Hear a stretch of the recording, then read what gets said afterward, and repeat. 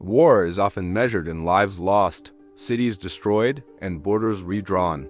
But there is another cost, one that doesn't make headlines and doesn't end when the fighting stops. It's written in numbers, and it follows nations for generations. This is the hidden cost of conflict. Every major war leaves behind a silent avalanche of debt. Globally, trillions of dollars in national debt today can be traced directly to past and ongoing conflicts.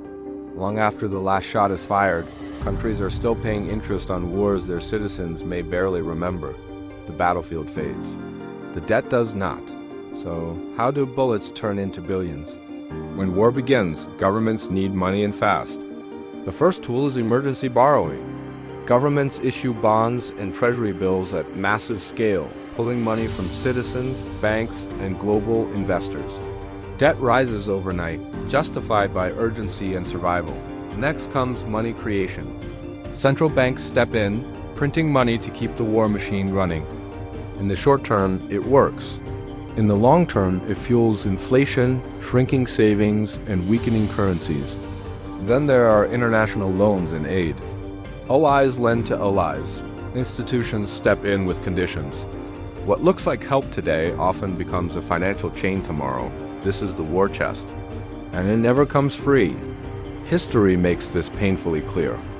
After World War II, nations across Europe and Asia were buried under unprecedented debt.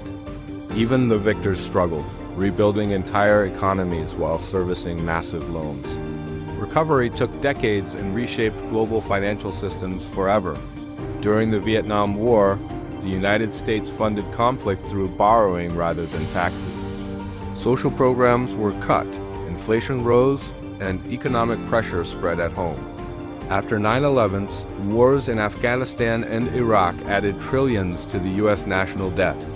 Much of that cost wasn't paid during the wars, but deferred to the future with interest. War ends, payments continue, and the true costs go far beyond the battlefield. Veterans return home needing care, medical treatment, mental health support, pensions, and rehabilitation. These costs last not years, but lifetimes, often across generations. Then comes reconstruction. Roads, hospitals, schools, power grids, entire societies must be rebuilt. For some nations, recovery costs more than the war itself, and there's the opportunity cost. Every dollar spent on war debt is a dollar not spent on education, healthcare, innovation, or economic growth. Progress slows. Inequality deepens. The damage becomes invisible but permanent. So what does this mean for the future? War debt doesn't vanish. It shows up as higher taxes, reduced public services, and rising interest rates. Future generations pay for decisions they never made. High debt also weakens nations geopolitically. Countries burdened by repayments have less freedom to respond to new crises, disasters, or conflicts. The cycle continues. War's cost is not only counted in the moment, it's paid slowly, quietly, for decades. So next time conflict dominates the headlines, ask a deeper question.